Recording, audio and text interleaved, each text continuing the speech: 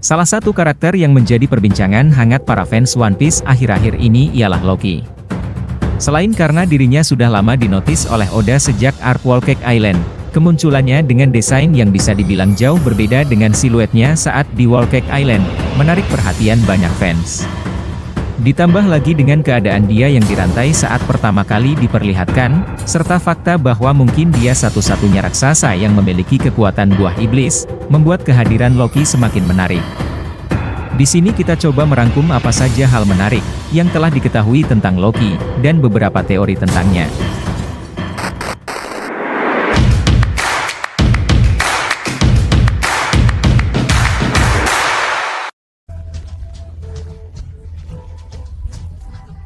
Pertama kali Loki diperkenalkan dalam cerita One Piece ialah pada arc Whole Cake Island.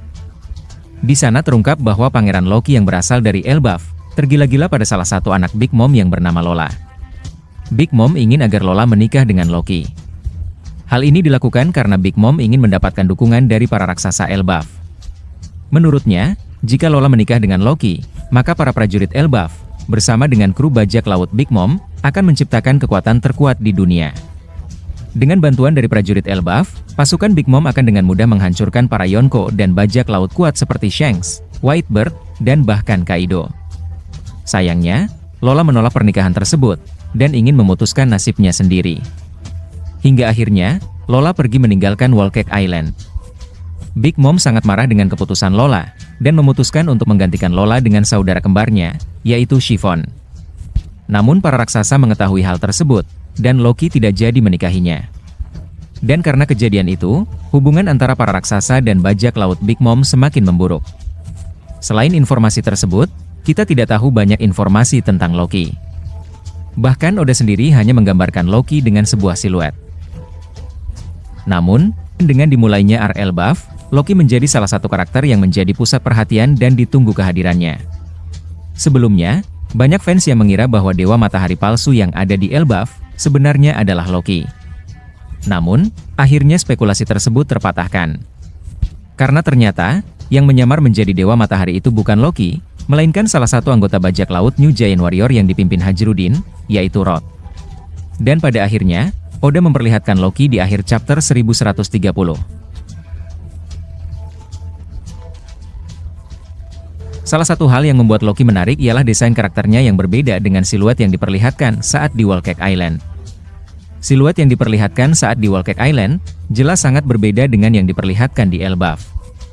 Bagian paling menonjol dari siluet Loki saat di Whole Cake Island, ialah mahkota yang dikenakannya. Di mana itu terlihat sangat berbeda dengan Loki di Elbaf, yang memperlihatkan ia memakai helm bertanduk, yang memberinya wajah yang jauh lebih seram dan jahat. Selain itu, bentuk tubuh Loki dalam siluet terlihat lebih bulat dan lembut, yang memberi kesan bahwa ia adalah raksasa yang baik dan mudah didekati. Namun, setelah diperlihatkan, bentuk tubuhnya yang sebenarnya justru terlihat tegas, berotot dan mengesankan. Dengan tato besar yang menutupi lengan dan bahunya, membuat Loki semakin terlihat sangar. Versi rambut Loki dalam siluet memberi kesan keriting, lebat dan cukup terawat di belakang kepalanya. Sementara versi yang sebenarnya memperlihatkan rambutnya yang sangat panjang dan terurai menutupi sebagian besar tubuh bagian atasnya. Mungkin satu-satunya hal yang konsisten dari Loki sejak siluetnya diperlihatkan ialah senyumnya. Sepanjang kilas balik Whole Cake Island, Loki terlihat tersenyum dan secara umum menjadi orang yang bahagia, sampai Lola menolaknya. Ketika Luffy bertemu dengan Loki yang dirantai di Elbaf, ia terlihat tersenyum kepada Luffy. Yang membedakan ialah senyumannya yang terlihat sinis, seolah menyiratkan bahwa ia telah merencanakan segalanya. Dengan lidah panjang yang menjulur, membuatnya tampak buas dan tak terkendali. Selain itu, yang mencolok dari penampilan Loki ialah matanya yang tertutup sepenuhnya, menambah lapisan misteri pada pangeran terkutuk ini. Senyum sinis dengan lidah yang menjulur keluar, serta mata yang tertutup, mengingatkan kita pada villain ikonik yaitu Doflamingo. Selain itu, karakternya yang kejam dan suka melakukan hal buruk, sampai-sampai tega membunuh ayahnya sendiri, membuatnya semakin mirip Doflamingo. Dan dengan kemiripannya yang tampak seperti Doflamingo, membuat kita memiliki harapan tinggi pada karakter yang satu ini.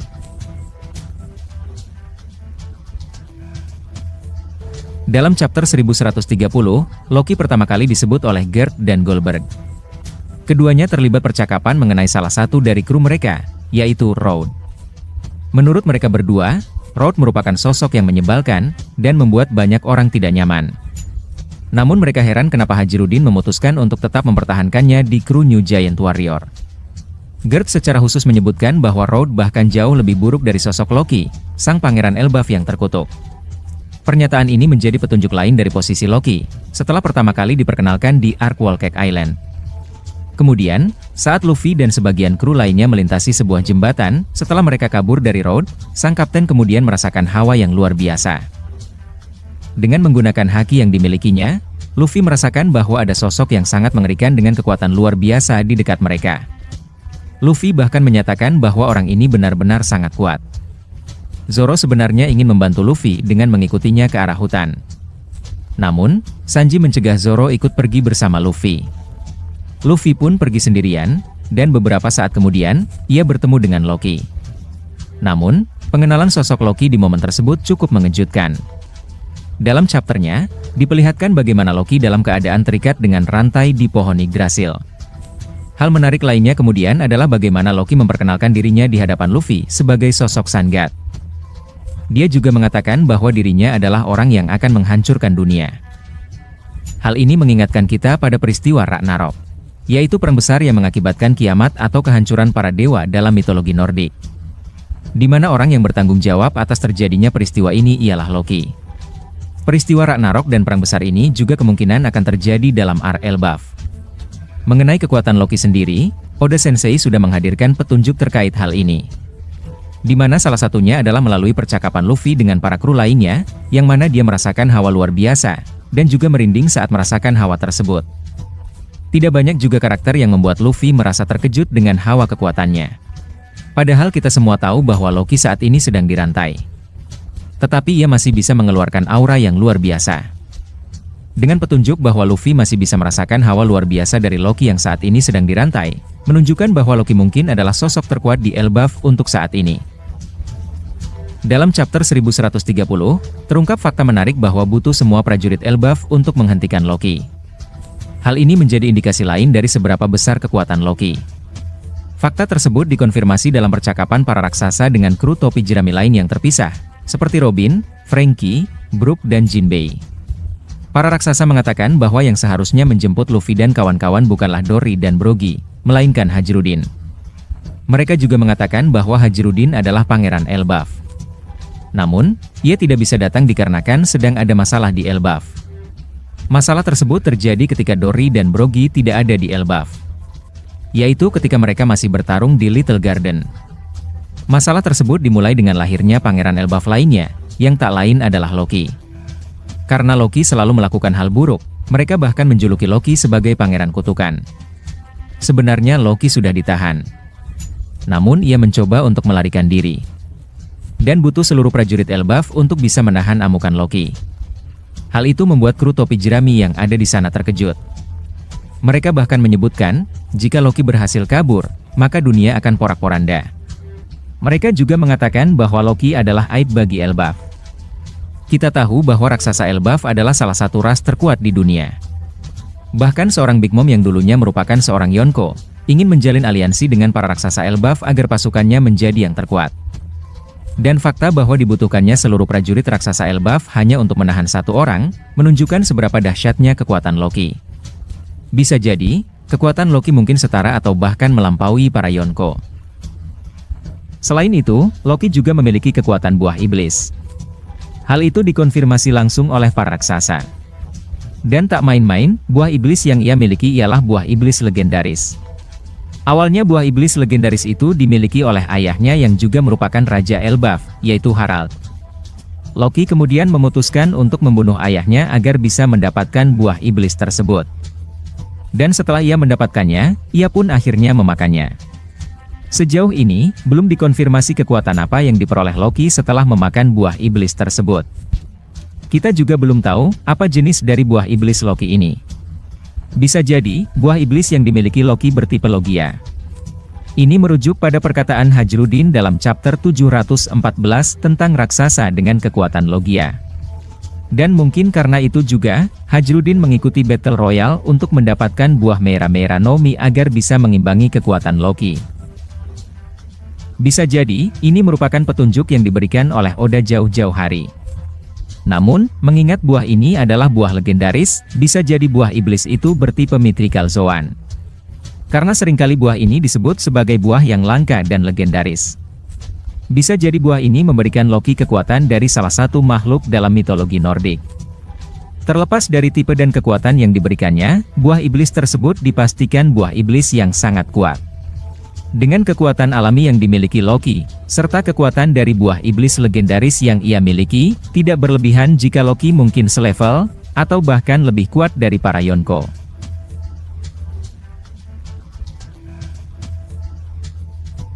Ketika mendengar kata Loki dengan melihat desain karakternya seperti sekarang, kita mungkin teringat dengan salah satu karakter MCU dengan nama yang sama, dan desain karakter yang tidak jauh berbeda.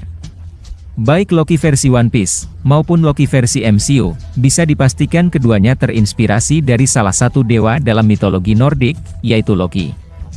Penggambaran Loki di Elbaf yang dicap sebagai pangeran kutukan karena sering membuat hal buruk atau kekacauan, juga sama persis seperti penggambaran karakter Loki dalam mitologi Nordik yang suka mengacau dan memberi tipu muslihat. Loki juga dijuluki sebagai si pencari masalah. Keadaan Loki yang terikat rantai besi setelah ia membuat kekacauan di Elbaf seperti membunuh ayahnya sendiri yaitu Raja Harald, hampir mirip dengan penggambaran Loki dalam mitologi Nordik, yang juga dihukum dengan diikat di atas sebuah batu menggunakan isi perut anaknya yang telah disihir menjadi besi. Loki dihukum karena ia menjadi orang yang bertanggung jawab atas kematian Baldur, salah satu anak kesayangan Odin. Perselisihan dan persaingan antara Loki dan Thor dalam MCU ataupun mitologi Nordik juga mungkin terjadi di Elbaf. Di mana Loki juga mungkin bersaing dengan Hajrudin yang sama-sama merupakan pangeran Elbaf. Pernyataan Loki bahwa ia adalah orang yang akan menghancurkan dunia, mungkin juga bersumber dari mitologi Nordik. Di mana Loki adalah orang yang paling berperan dan bertanggung jawab atas peristiwa Ragnarok, yang merupakan peristiwa besar yang menghancurkan seluruh dewa dalam mitologi Nordik. Dan jika Ark Elbaf ini benar-benar terinspirasi dari mitologi Nordik, bisa jadi buah iblis Loki juga memiliki keterkaitan dengan makhluk dalam mitologi tersebut. Bisa jadi buah iblis Loki adalah jenis Zoan mistis yang dikenal sebagai Hebi-Hebi no Mi model Jormungandr. Atau mungkin saja buah iblis Loki ialah Inu-Inu no Mi model Fenrir. Terlepas dari apapun buah iblis yang dimiliki Loki nantinya, kita tunggu saja kejutan yang akan diberikan Oda ke depannya. Kira-kira bagaimana menurut kalian tentang hal tersebut? Silahkan tulis di kolom komentar dan nantikan video selanjutnya.